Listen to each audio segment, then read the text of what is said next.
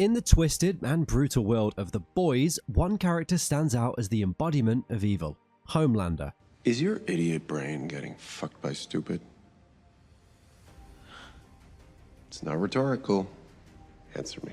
But the more you watch, the more apparent it becomes that the true evil lies somewhere else, somewhere much more unassuming. As we delve deeper, it becomes apparent that the true villainy lies beyond our handsome devil. Whoa, yes. I know. Fuck yes. Yeah. And why some people are reluctant to see him as a villain despite his atrocities.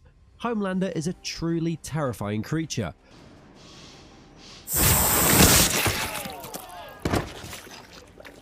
Brought to us by the suspiciously convincing acting of Anthony Starr. Despite his apparently kind and lovable persona, Homelander is a ruthless mass murderer, a manipulative perv, and the world's most powerful asshole. And although many of his cruel choices are his own, they are shaped by the hands of something more sinister. Homelander was raised in a tightly controlled environment, created by Vought International. His upbringing was an emotionally sterile one, devoid of typical human experiences.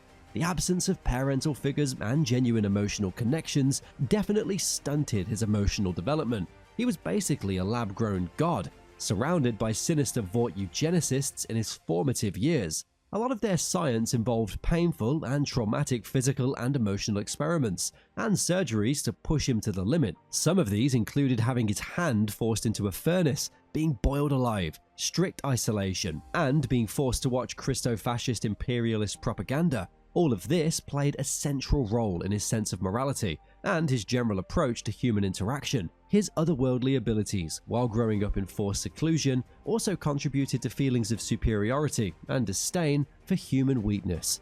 I can't breathe. Vaught's exploitation and manipulation of Homelander for profit further distorted his moral compass. Due to his carefully crafted public image, he quickly became a focus of admiration and worship by normal humans, which reinforced his arrogance and his entitlement. I am done apologizing. No God. The only man in the sky is me. He found himself above the law and all civility. He faces next to no consequences for his actions, thanks to Vought, and all this unchecked power worsened all of his darker tendencies, as he believes he can truly get away with anything. Homelander's behavior results from a mix of genetic predisposition, a traumatic upbringing, and a culture of enablement created by Vought. In some ways, Homelander cuts a tragic figure, a product of both volatile genetic material and dark toxic development, nature and nurture, both supplied by Vought International. Consider another morally complex character, Billy Butcher, a man also driven by trauma and rage.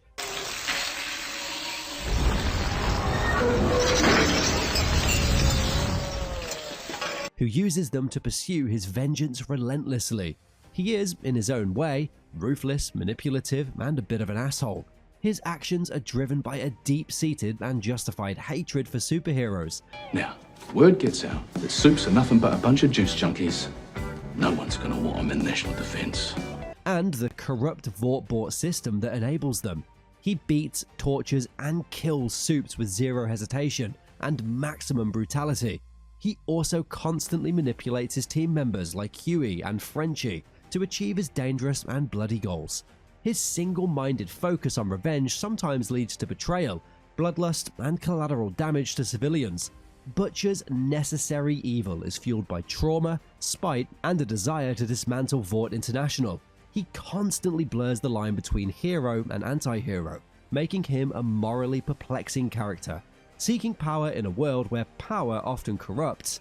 In a way, he's another victim of the Vought syndicate. You back off, or I'll shove this stick where your dick used to be. And this brings us to Stan Edgar, the former CEO of Vought. He is a sinister character with a shadowy past and even more shadowy motivations. He's a cool-headed puppet master. That information never sees the light of day, and I'll call off Black Noir. Shown to have been pulling strings at Vought behind the scenes since at least 1984, Stan is known to be calm, ruthless, and completely unbound by any rules of morality. Hey, it's your party. You can cry if you want to. After the unfortunate death of Madeline Stillwell, Stan Edgar steps in to take the reins in managing Vought and its assets, including the Seven. Early on, there's no illusion as to who is actually in charge as he mocks Homelander, And you are not our most valuable asset. asserting to him that he's merely a tool rather than a god. Stan Edgar orchestrates the cover-up of the misdeeds of superheroes and ensures that Vaught's reputation remains untarnished no matter what. He constantly hides atrocities committed by the Seven and uses the Supes to perpetrate atrocities of his own for the furtherance of Vought interests. His connection to Victoria Neuman, his adoptive daughter, adds complexity to his character. Victoria Neuman is not only a Supe herself, but is revealed to be the infamous head popper, Just to make your opening who is a politically powerful mass murderer and the main antagonist of Gen V, and poised to be the main villain of Season 4. A ruthless and sadistic woman, she is taught by her adoptive father the mindset, skills, and discretion that led her to become a vice presidential candidate, while discreetly working to pursue both Edgar's interests and her own. Vought International, as a corporation, is a merciless, hyper-capitalist, and completely morally bankrupt body. They were founded by an evil Nazi scientist as a poly to build an army of supermen to take over the world, and have been secretly practicing human experimentation for decades to practice their precious Compound V. Their end goal is world domination, and their quest to maintain wealth and power has come at the cost of many innocent civilian and superhuman lives. Vought also runs a defense and arms contractor division, manufacturing military-style weapons used to defend their interests and obtain political favor worldwide. Their best weapons, however, are the superhumans, and Homelander is the best of them, their perfect killing machine. Vought also has deep influence across every single form of entertainment, including movies, comics, music, and TV shows. They even fund their own Christian superhuman cult. All of this media typically depicts a highly benevolent version of the company's superhumans and a carefully crafted messiah image for Homelander. As such, any evidence or rumors of transgressions by the superheroes they own is quietly and promptly covered up, with witnesses bribed, intimidated, or just straight up assassinated. As seen in Gen V, they've not abandoned human experimentation, and they've maintained some of their Nazi eugenic roots, despite their overwhelmingly liberal branding and messaging. Vought routinely uses their cover-ups and public image management as leverage over the Supes. They also have DNA samples of every single Supe, so they can eliminate, clone, and revive a more agreeable version of them if they have a change of heart. While the Supes are undoubtedly morally corrupt, they have a far less capacity for evil than Vought International, where the real power lies. They, like Homelander, are in a way weapons of the international crime syndicate. Homelander just happens to be the best and the most mentally deranged one. Homelander and Vought International, each deeply problematic in their own ways, are two sides of the same dark coin. While Homelander's personal atrocities are shocking and visceral, he doesn't really have an evil endgame beyond the limits of his daddy issues and insanity. And even then, there are secondary effects of Vaught's genetic tinkling.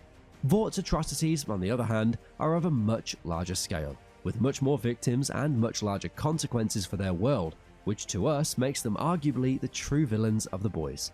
Homelander may be the face of evil, but the real enemy isn't floating through the sky.